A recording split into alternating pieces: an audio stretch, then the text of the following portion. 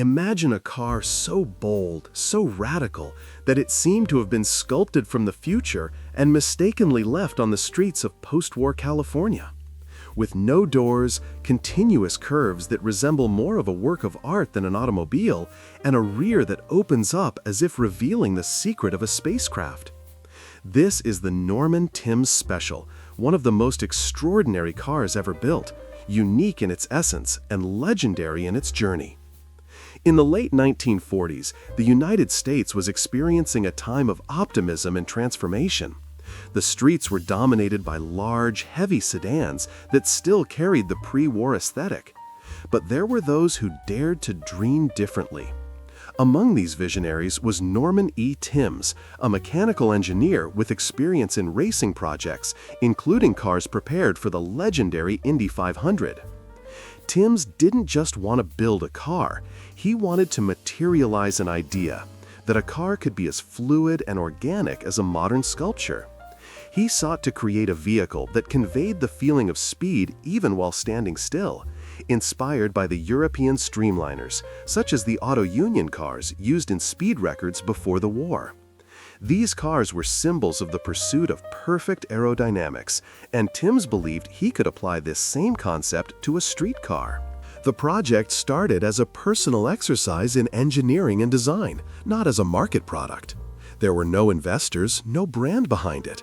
It was a work of the author, financed with Timbs' own resources and driven by the determination of a man who wanted to prove that the impossible could become real.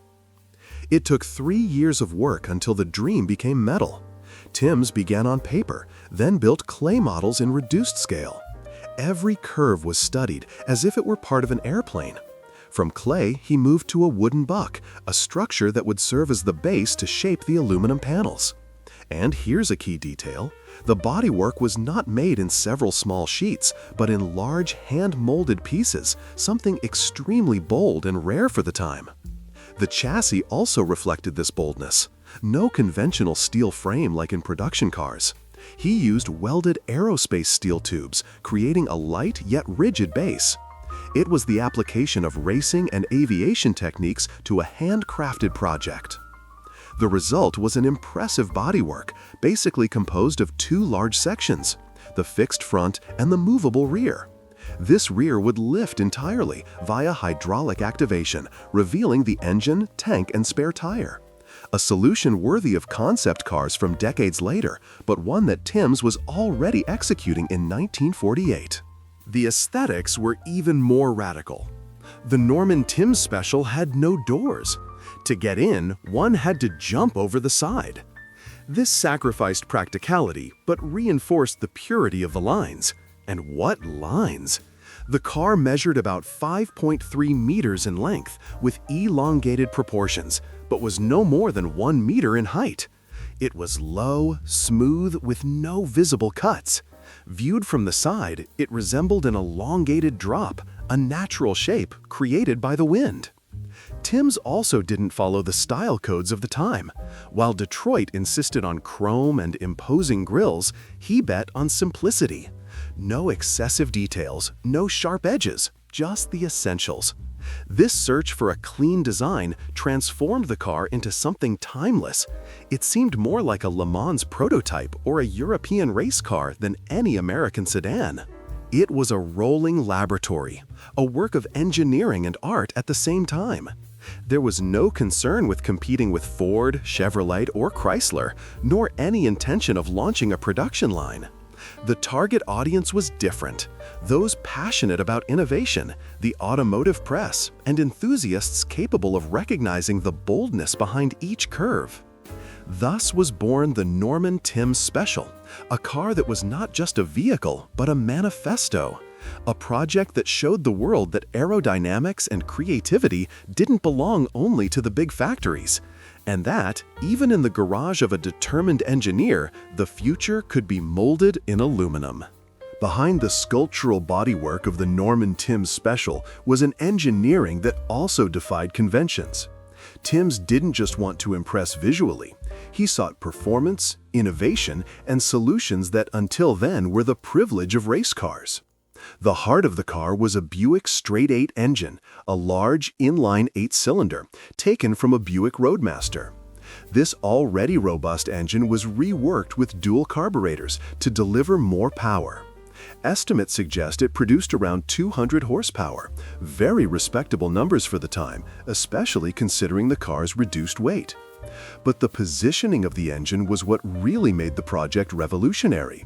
Instead of being mounted at the front, as in almost all American production cars of the 1940s, Timbs opted for a mid-rear configuration. This meant the engine was mounted just behind the driver's seat, concentrating the weight in the center of the car and improving the balance. Today, this is the formula for supercars and racing prototypes. In 1948, it was pure audacity. The transmission also required creativity. He used a 3-speed manual gearbox with activation on the steering column directly connected to the engine without a long drive shaft. This arrangement simplified the mechanics and reinforced the centralized weight distribution, but required a series of ingenious solutions to operate the clutch, brakes, and accelerator, as everything had to navigate around the unusually mounted engine. The suspension was another area where Timbs dared. In the front, he adapted Ford components but with custom geometries, seeking a combination of comfort and control. In the rear, he used an independent swing axle configuration, inspired by European solutions and complemented with Packard parts. This choice was visionary. While most American cars still used heavy solid axles, the Timbs Special was already anticipating concepts that would become standard in sports cars decades later. The chassis setup was a spectacle in itself. No stamped steel long members like in Detroit cars, Timbs designed a tubular chassis made from aerospace steel, light and strong, similar to what was seen in competition cars. This structure allowed the car's total weight to stay around 1,000 kilograms, almost half the weight of a medium sedan of the time. It was the direct application of racing and aviation technologies in a personal project. Cooling, another challenge, was solved in an unorthodox way. The engine was at the rear, but the radiator was installed at the nose of the car, at the front. To make the system work, long pipes ran the full length of the vehicle, assisted by electric fans. This type of complex and bold solution showed just how far Timbs was willing to experiment to reach his goal. And there were still practical details, or rather, details that defied the notion of practicality. There were no doors. Entering the car required literally jumping over the side. The headlights came from a Packard, the taillights from a Ford, parts adapted to form the assembly. But access to the engine was a show in itself. Instead of a hood, the entire rear section would lift hydraulically, revealing all the mechanical components in a scene worthy of salon prototypes. The estimated performance of the Norman Timbs Special reached an impressive 193 kilometers per hour, a number worthy of European sports cars, but in a car made by a single man in California. And more than the top speed, it was the dynamic behavior that caught attention. Reports from the time speak of precise steering, remarkable stability, and efficient braking, something that few American cars could offer at that time. All of this made the Timbs Special a kind of moving laboratory, a handcrafted car that defied the limits of domestic engineering and anticipated solutions that would only become popular many years later. A car that, in a way, showed that the future could be shaped not in large factories, but in the workshop of a visionary. The Norman Timbs Special was born as a masterpiece, but its destiny would be as extraordinary as it was tragic. As soon as it was finished in the late 1940s, the car caught the attention of the specialized press. In October 1949, it graced the cover of Motor Trend, being described as a futuristic vision amid an industry still clinging to large grills and square bodies. For journalists of the time, it was a car that seemed to have come from another planet. Despite the fascination, the Timbs Special never had a chance to reach mass production. Norman even advertised the car for sale in 1950 for around $7,500, a very high amount for the time, enough to buy more than one new Cadillac. The result was predictable: no buyers in scale. The car changed hands a few times, but always as a collector's item. In the following years, the Timbs Special lived an erratic life. In 1952, it was acquired by an Air Force officer named Jim Davis, who even registered it for use on the streets of California. Imagine the scene. In the traffic of the 1950s, among tall sedans and sturdy trucks, that low Streamliner without doors would appear, as if a race prototype lost in everyday life. But the lack of practicality and maintenance difficulties condemned the car to obscurity. Soon, it ceased to be seen as a futuristic machine and became just a curiosity. In the 1960s, the Norman Timbs Special was even used as a display piece in front of restaurants. Children would climb on its bodywork and slide on the aluminum as if it were a slide. To many, it seemed like an abandoned toy, no longer an automotive work of art. Decades of neglect took a heavy toll. The car was eventually abandoned on a ranch in the California desert, exposed to the sun, dust, and rust. Its paint had faded, the bodywork was dented, and the interior was completely destroyed. For many, the Norman Timbs Special was now just a memory. It was only in 2002 that its luck would change.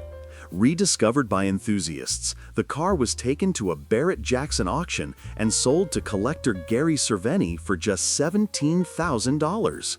To those who knew its story, it was like finding a buried gem. Cerveni immediately recognized the historical value of the piece and decided to restore it to its original glory. The restoration was a long and meticulous process. Between 2002 and 2009, the custom auto shop in Colorado worked on every detail.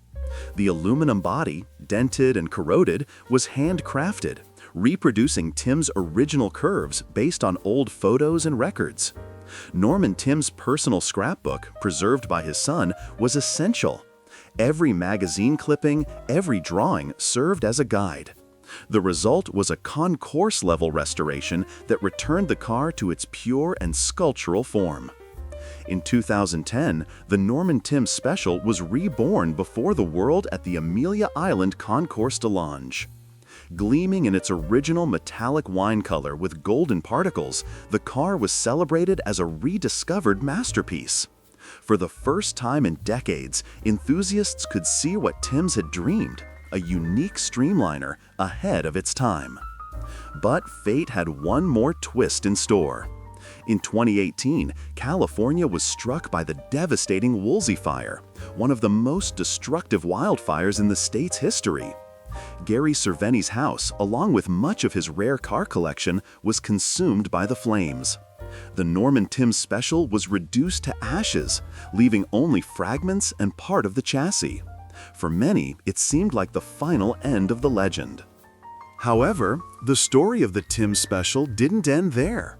Thanks to the detailed documentation of the previous restoration, historical photos, and materials preserved by the Timbs family, the possibility of another reconstruction arose. The car, like an automotive phoenix, was destined to rise from the ashes. Today, the Norman Timbs Special is remembered not only as an automobile, but as a true saga. It symbolizes the boldness of a solitary engineer, the fascination of the press, the neglect of time, the miracle of restoration, and the tragedy of a fire. For classic car enthusiasts, it has become a myth, a reminder that some creations transcend function and reach the status of art. The Timbs Special doesn't belong to a production line nor to a famous brand.